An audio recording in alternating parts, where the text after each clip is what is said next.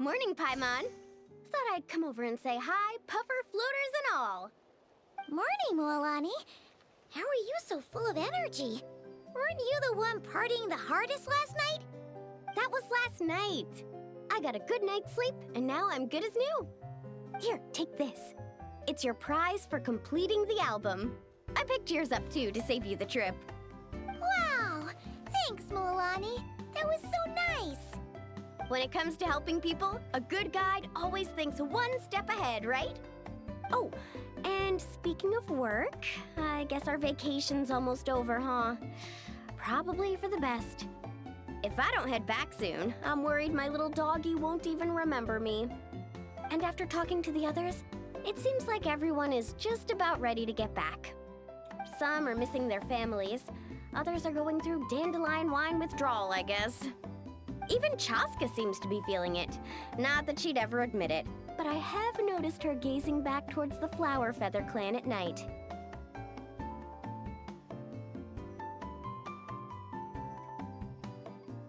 But summer's not over yet, so I say, we squeeze a few more unforgettable moments into the time we've got left. Like another group photo. Hey, how about taking one right here? After all this time, Paimon's grown kind of attached to this place. Great idea! Why don't you spruce up this wall, and I'll go gather the others. See you over at the plaza!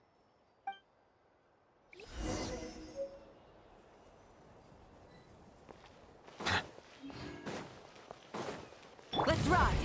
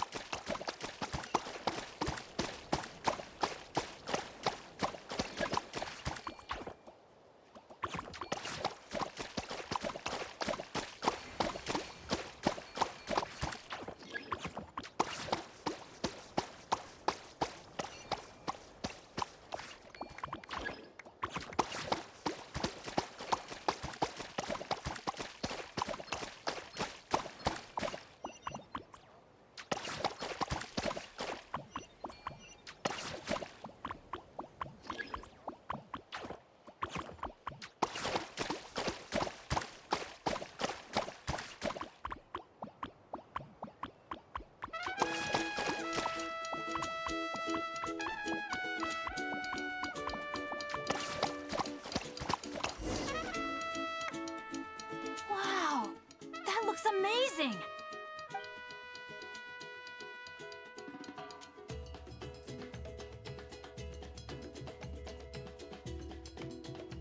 Guys, over here! We're gonna take a picture together! Oh, not bad, not bad. You're all looking full of energy this morning. Not a trace of bedhead or dark circles in sight. Oh, you even look out for stuff like that? Well, what kind of guide would I be if I didn't pay attention to the details? Yeah, and what kind of bard would I be if I didn't appreciate a good drink? What's that got to do with anything? Somehow, though, I know exactly what he means. Do you really think that? Or are you just playing along to keep Tone Deaf Bard happy, too? I see no harm in a bit of nonsense. Here, put on this Asha headband. It's a souvenir from the rest of us.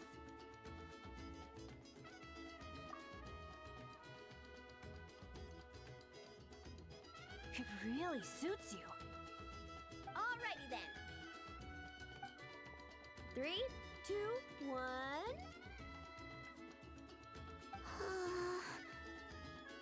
Paimon? Sorry.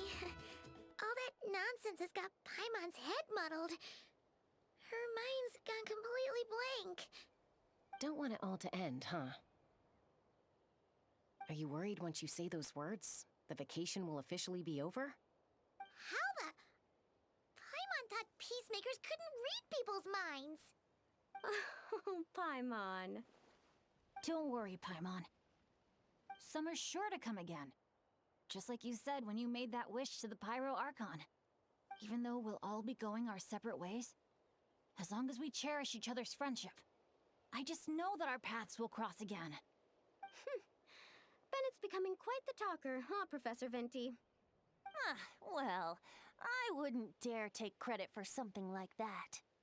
Your tone would suggest otherwise. Come on! Paimon was just starting to feel inspired! Why don't we just give it another try? Yeah, let's do it all together this time. Huh. What should we shout? Sounds good! 3, 2, 1. Lucky Star! So, what are your plans for the future, Bennett? If you're having trouble deciding, you can always park it in the People of the Springs for a bit. Or however long you want, really. Thanks for the kind offer, Moalani.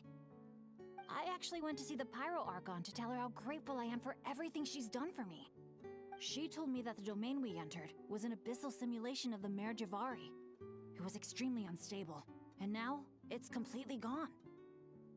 Later, when we got on to talking about my future, she said I was more than welcome to stay here in Natlan, but also that she would respect my decision, whatever it turned out to be. And after thinking it over, long and hard, I've decided to return to Mondstadt. You miss your dads, don't you? That's definitely part of it. I promised to tell them everything that happened on this adventure, and I can't go back on my word. But also, when I said goodbye to my mom and dad, I promised them I'd become the most legendary adventurer in all of Teyvat someday. And no adventurer should stay in one place for too long. Bennett. What if your luck starts going downhill again the moment you leave Natlan? It's fine. The warmth and kindness I've experienced on this adventure is enough to get me through all the challenges that lie ahead. As I attempt to shape my own fate, I want to take that same kindness and pass it forward. That's something I've always believed in. Hear, hear!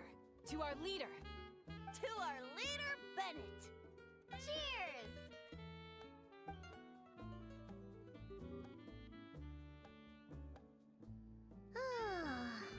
This is gonna be another all-nighter, isn't it? The fun never stops. Who's up to perform next? Bennett's almost fallen asleep several times now. No. I can still keep going. Go get some rest now, guys. And seeing as you've still got the energy, I'll leave the cleanup to you, Mualani. Why me? Traveler, perhaps you could join me for a walk? I know a great spot.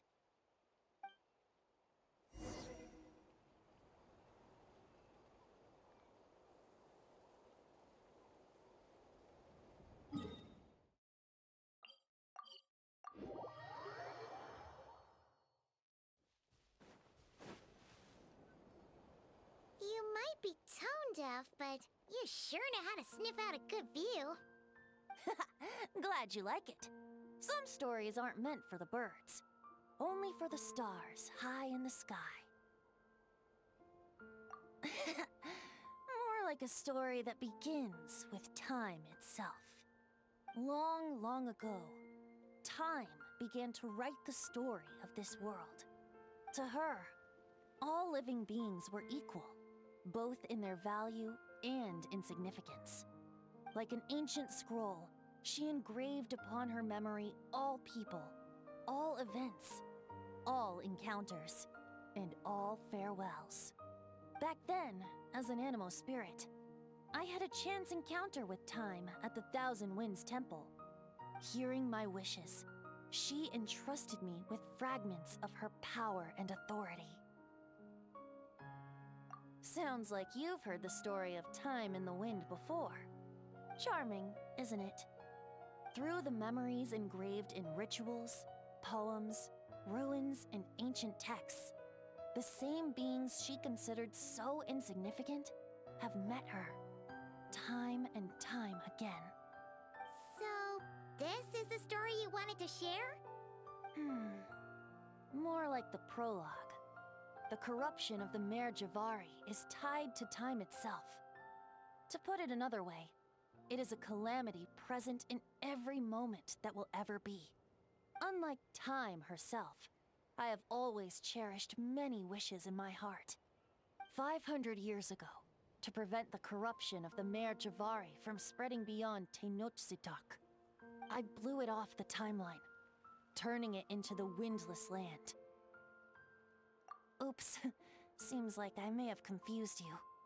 If you're asking about how the Mare Javari disappeared from Tenochtitlan 2 or 3 decades ago, there may be someone else better suited to tell that story. The Mare Javari has been the bearer of too many stories that weren't meant to be its own. I merely played a part in one of its chapters. And the choice I made 500 years ago came with a price. Some souls were unable to return to Mondstadt as a result, while others stayed to settle in this land, merging with the Monitu to become the Asha we see today. So the reason you're here in Tenochtitlan is because... Correct. I'm here to collaborate with the current Pyro Archon, Mawika. Correct again. The flame was our signal.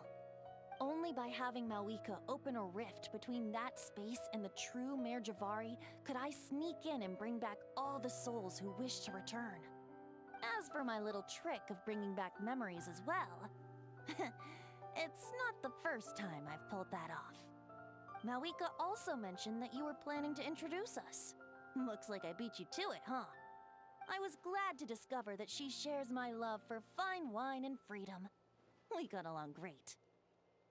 Well, it really took it out of me for a few days. In fact, I still feel pretty dead on my feet even now. Oh, really? But thinking of all the Aether mead and dandelion wine still left to drink, I suppose I can hang in there a little longer.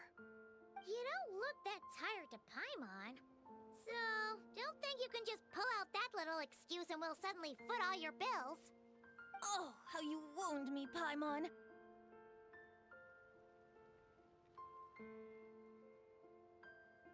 You'll hook me up with some good liquor, won't you, traveler?